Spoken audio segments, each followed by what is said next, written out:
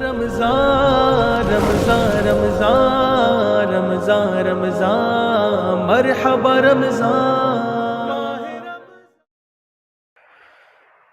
نحمده ونصلي على رسوله الكريم اعوذ بالله من الشيطان الرجيم بسم الله الرحمن الرحيم ليلة القدر خير من ألف شهر صدق اللہ العظیم۔ خواتین و حضرات، یوں تو رمضان المبارک کا مہینہ مکمل طور پر دیگر مہینوں میں ممتاز اور خصوصی مقام کا حامل ہے، لیکن رمضان المبارک کے آخری عشرے میں، آخری 10 دن میں بہت سے فضائل ذکر کیے گئے ہیں۔ انشاءاللہ انہی فضائل پر آج روشنی ڈالوں گا۔ اللہ تعالی عمل کی توفیق عطا فرمائے۔ میرے محترم دوستو، رمضان المبارک کے اخیر عشرے میں اللہ کے رسول صلی اللہ علیہ وسلم اطاعت و طاعت، شب بیداری اور ذکر و اذکار میں بہت زیادہ اپنا وقت گزارا کرتے تھے۔ اما عائشہ رضی اللہ عنہا فرماتی ہیں کہ اللہ کے رسول صلی اللہ علیہ وسلم رمضان المبارک کے اخیر عشرے میں مجاہدہ کیا کرتے تھے، جتنا کہ دوسری راتوں میں نہیں کیا کرتے تھے۔ مجاہدہ کا کیا مطلب ہوا؟ مجاہدہ کا مطلب ہوا عبادت میں بہت زیادہ محنت کرنا، دل جمعی کے ساتھ عبادت کرنا۔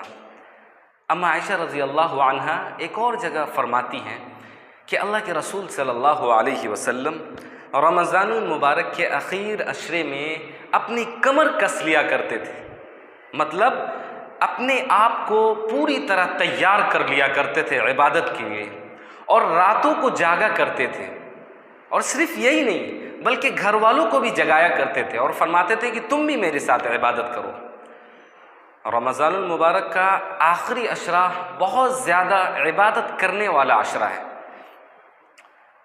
اما عائشہ رضی اللہ عنہ فرماتی ہے کہ میں نے اللہ کے رسول صلی اللہ علیہ وسلم کو رمضان المبارک کے علاوہ کسی اور رات میں پورا قرآن پڑھتے ہوئے نہیں دیکھی اور صبح تک عبادت کرتے ہوئے نہیں دیکھی۔ اس سے کیا پتہ چل رہا ہے کہ اللہ کے رسول صلی اللہ علیہ وسلم اس اخیر عشرے میں بہت زیادہ عبادت کیا کرتے تھے۔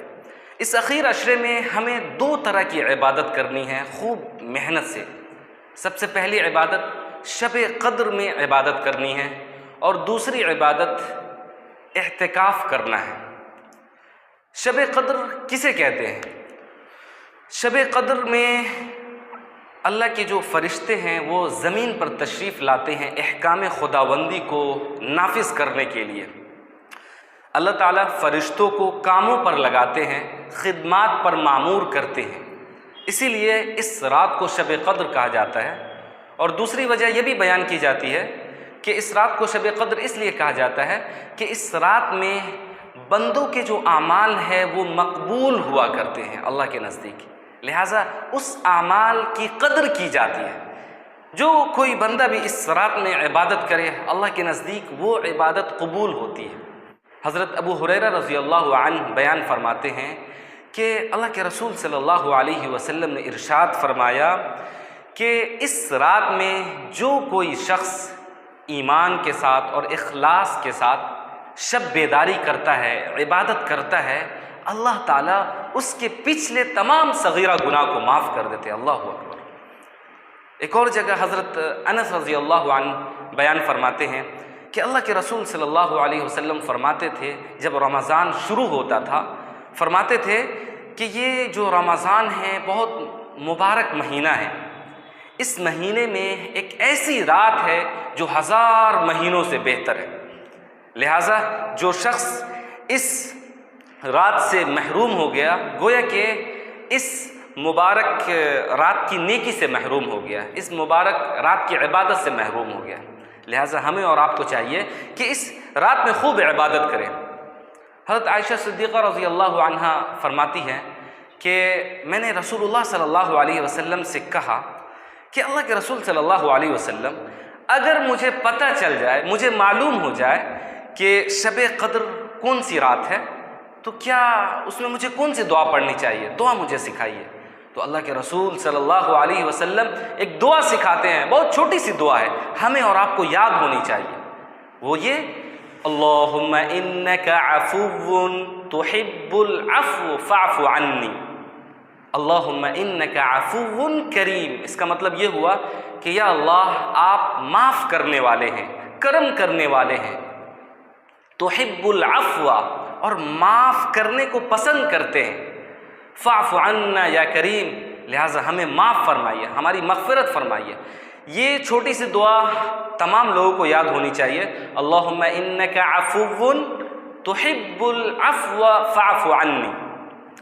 لہٰذا دوسری جو عبادت ہے وہ اعتکاف کی عبادت ہے۔ اعتکاف یہ اللہ کے رسول صلی اللہ علیہ وسلم کی مستقل سنت رہی ہے۔